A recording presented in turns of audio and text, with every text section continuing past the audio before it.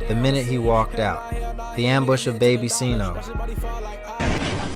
And we begin tonight with more on the breaking news on the Palmetto. Chopper 4 is showing you what we've confirmed is a deadly shooting. Gunfire erupting on the Palmetto Expressway, leaving one man dead and a car riddled with bullets. A second victim now in the hospital. Tonight, the search is on for the shooter. A Florida rapper was shot and killed moments after leaving jail. Miami got a rhythm to it. Sunshine on the water, palm trees swaying, traffic humming. But every now and then something stirs underneath all that heat. Something cold, something watching. And on this day, that something was waiting for a young rapper named Baby Cino.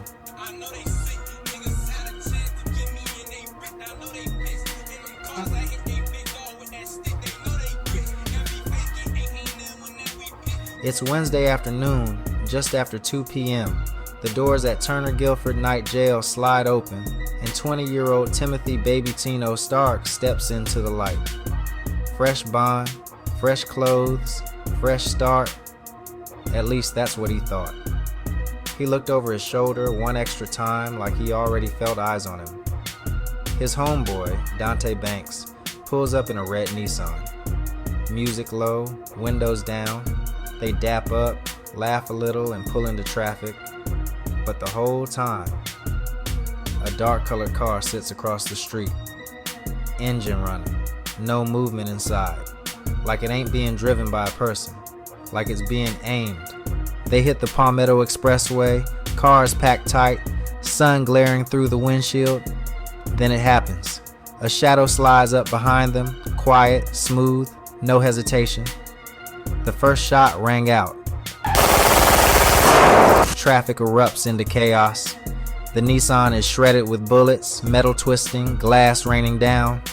Baby Cino gets hit in the head, gone before Dante even knows what's happening.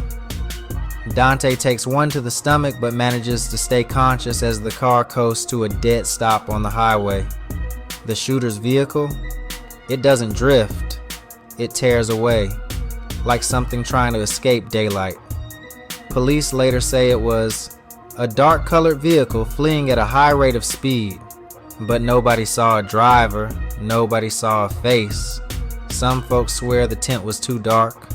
Others say the windows weren't tinted at all, just empty, like the car was hunting on its own.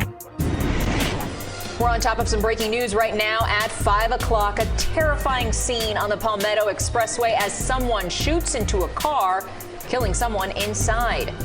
This is in the Hialeah area. We have some Chopper 4 video. It's showing a red Nissan with numerous bullet holes. In looking at that aerial footage, I was able to count about 10 bullet holes in just the windshield alone. Now, there were 2 people in that car. The passenger died on the scene. The driver had to be airlifted. We are told Word the spreads driver. fast. Tweets start flying. See the flags, I shoot through the gap, they know I don't miss. Drop the mag and send them G's, I might send them pics. Hit the field and y'all hit Lil Haiti, wipe me some my blitz. And Damn, they killed Baby Cino as soon as he got out. Someone was watching him leave jail, and that last line, that one hit like prophecy. I must want him dead on the scene. Hell nah, he ain't making it to the doctor. Watch his body. Because detectives start connecting dots, bullets, cars, faces from Little Haiti. And one name keeps resurfacing, Boss Life. A crew from the neighborhood, a name whispered, shouted, tattooed. Baby Cino was tied to them. And in Miami, ties come with enemies. Even his biggest track, Big Haiti Shot Us, was practically a warning. Spot him, I got him, we'll leave him dead on the scene. Turns out somebody took those lyrics personally. Detectives keep digging, and then the twist hits. Baby Cino's murder wasn't random. It wasn't spontaneous. It was payback, a message. Because just weeks earlier, a man named Troyvon Smith, 26, was murdered in northwest Miami-Dade. Police are still searching for the shooters who opened fire in West Little River earlier this week. One man was killed, 3 others were hurt in the shooting. 3 other men were wounded on Tuesday afternoon in this neighborhood when police say multiple shooters pulled up in 2 cars, ran out and opened fire. Shooting happened on the 9900 block of Northwest 21st Court. A $5,000 reward Still is now being searching offered for by multiple Crime Stopper. shooters. They're also looking for 2 cars, a black car and a white car, both sedans.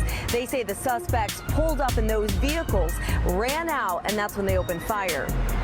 6 men were involved, and according to investigators, one of those 6 was Baby Cino. Ethan, there were 199 shots that went off. In the end, 1 person would die in a car at that moment, and later on, police say in another crime that they think is connected, a 2nd person also losing their life.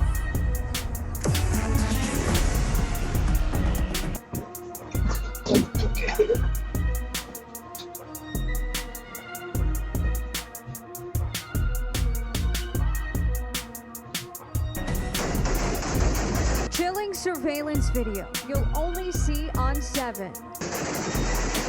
Capturing terrifying moments of a quadruple shooting happening February 16. A barrage of bullets killing 26-year-old Trayvon Smith. Smith sitting in a car you don't see in the video with friends. Hey, Todd. Yo, we just gave it to a nigga ass. No zap. No zap. No cap. I'm a worldwide nigga. Kamar Jacques, Ahmad Jacques, and their brother Ameko.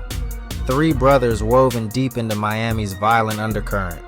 Kamar and Ahmad, both slapped with first-degree murder for Trayvon Smith's death. Both known to police long before this.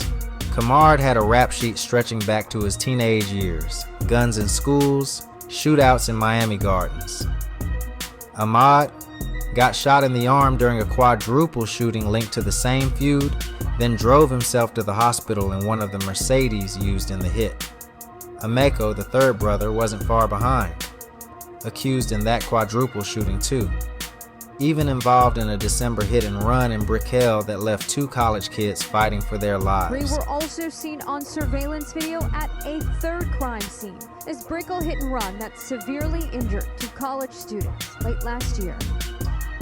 Everywhere the cops looked, the Jacques brothers' names floated at the surface, and once Baby Cino's name appeared next to theirs, yeah, the streets already knew the ending. Detectives don't say this part, but people in the neighborhood do. Miami got spirits woven through its concrete, old ones, angry ones, hungry ones, and when violence keeps echoing in the same neighborhoods year after year, those spirits don't just watch. Baby Cino died right there on the Palmetto, 20 years old, just minutes after stepping back into freedom. Detectives are still connecting pieces, still chasing suspects, still looking for the driver of that dark car. But the streets, they think they already know who or what was behind the wheel. Because in Miami, some beefs are mortal and some go way beyond that. Feud. Miami police making multiple arrests 2 months after this drive-by shooting in Little Haiti that left 1 person dead and another man injured. You're charged with 2nd-degree murder. This is video of one of those defendants appearing in bond court this morning. They are 19-year-old Sheldred Johnson, 19-year-old Samari Williams, and 21-year-old Manuel Rivera. It is a gang retaliation shooting. The shooting happened around 6:45 July 1st. The victims were in this dark Nissan parked outside of Half Moon Empanadas on Northwest 2nd Avenue near 52nd Street. First, a dark Genesis pulls up and bullets begin to fly. Then, a BMW with people inside firing more shots. Police say more shots came from a white Kia sedan just out of camera view.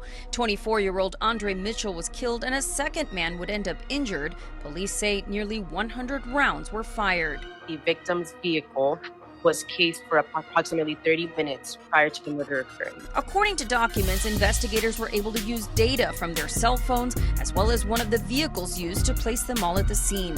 Williams's weapon, which had been modified to work like a machine gun, was allegedly linked to bullet casings found at the scene. In addition, investigators say they found an incriminating video on Johnson's phone. On his phone is a video of the offenders who get into the offending Kia prior to the murder, displaying handguns and gang insignia. Police also say they were able to link Rivera to an arson case. They say he was there when the Genesis used in the drive-by shooting was set on fire. In this city, every story has 2 sides. The one in the police report and the one whispered after midnight. And Baby Cino's story. That's one the streets will be telling for a long, long time. Thanks for watching.